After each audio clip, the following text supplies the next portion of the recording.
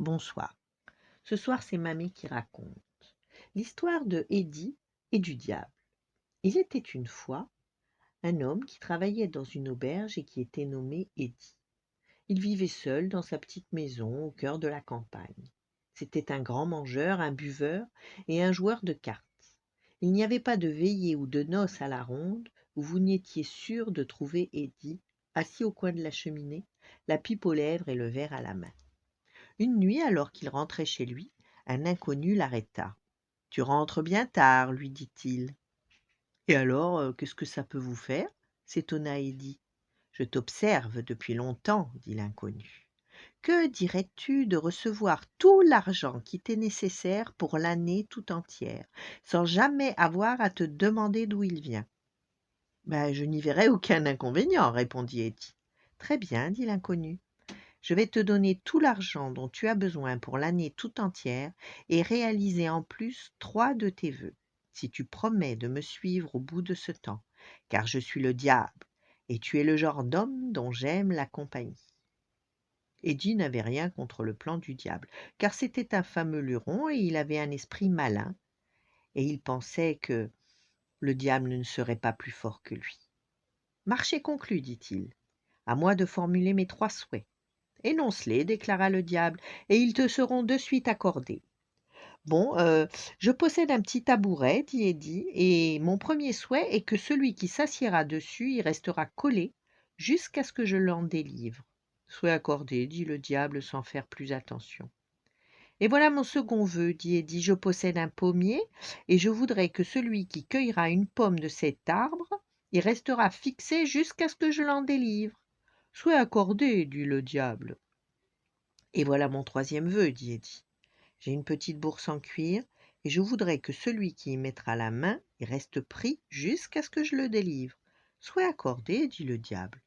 Le diable serra la main d'Eddie et s'en alla dans la nuit. Le marché était conclu. Dès le lendemain matin, Eddie trouva ses poches pleines de monnaie, et chaque jour de l'année, jamais il ne manqua d'or ni d'argent.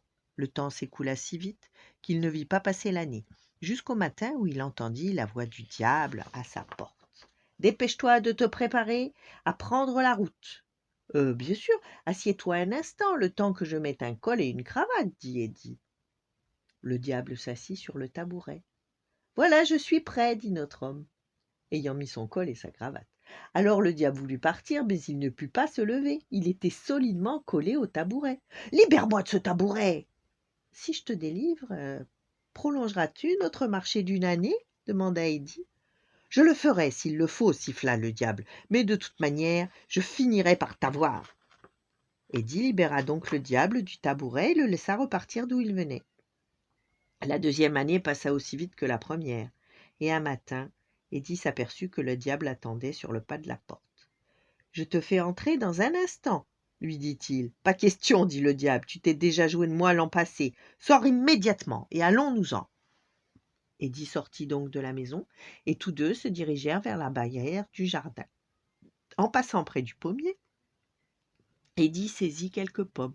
« Elles m'éviteront de souffrir de la soif en chemin, dit-il. »« Oh, je peux en cueillir une aussi ?» demanda le diable très gourmand. « Bah, pourquoi pas ?» répondit Eddie. « De toute façon, je n'en profiterai plus. » Le diable leva la main pour cueillir une pomme, et sa main resta fixée à l'arbre. « Libère-moi de cet arbre !» hurla le diable. « Et si je te délivre, prolongeras-tu notre marché d'une année ?» demanda Eddie.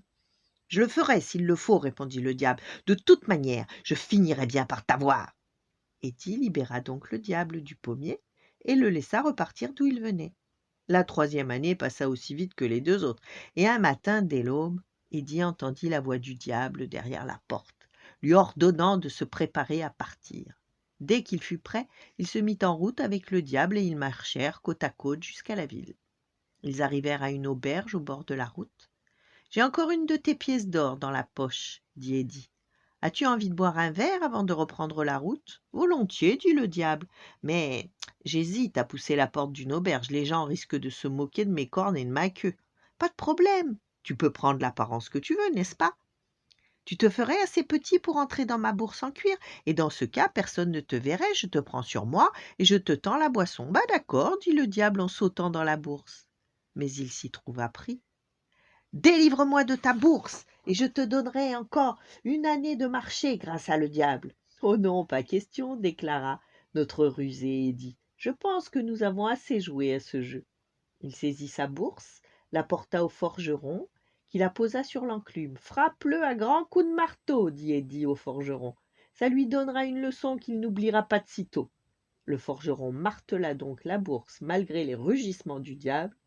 Quant à Édit, il retourna à sa petite maison, et plus jamais il n'entendit parler du diable. Voilà. Bonne nuit, faites de beaux rêves, et à demain.